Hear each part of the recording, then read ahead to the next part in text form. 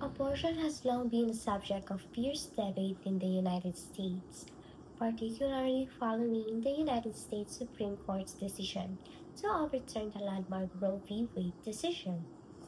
This ruling left the power to regulate abortion in the hands of individual states, dramatically shifting the landscape of reproductive rights.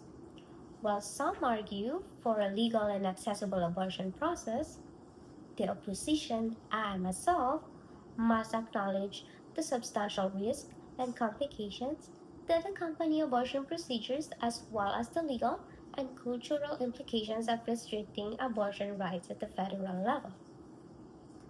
Abortion should not be legal and accessible to all U.S. citizens under federal law.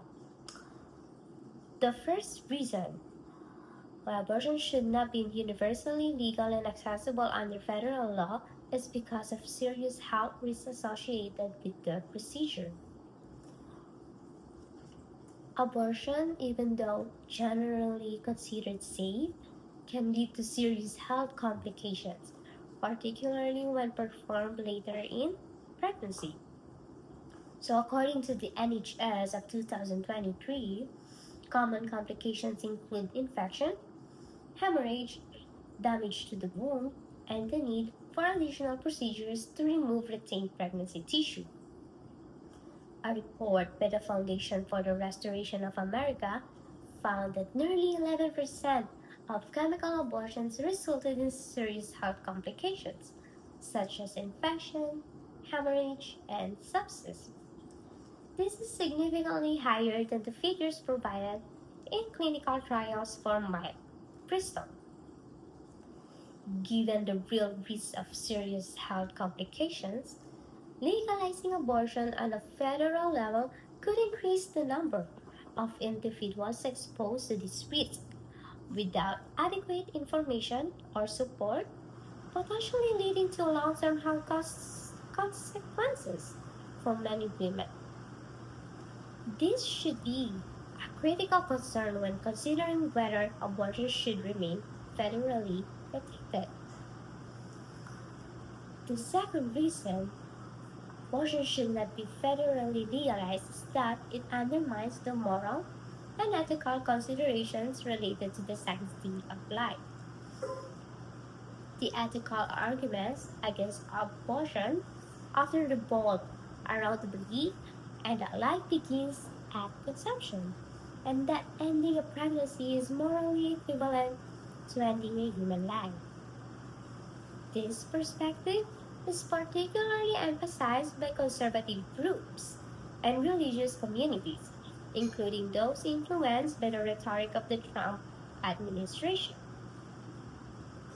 In his 2019 State of the Union address, President Trump condemned late-term abortions, portraying them as the murder of living, feeling, beautiful babies. While this language reflects the evangelical viewpoint on the matter, it also serves to underscore a significant moral and ethical debate about when life begins and the moral implications of ending the life.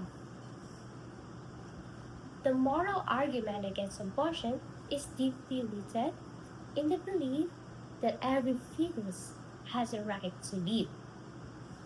By federally legalizing abortion, the government is implicitly endorsing a practice that may believe is morally wrong and contrary to the value placed on human life. This undermines the moral framework that guides many communities and individuals in the United States. The third reason abortion should not be federally legalized is that it encourages a shift in societal responsibility and accountability.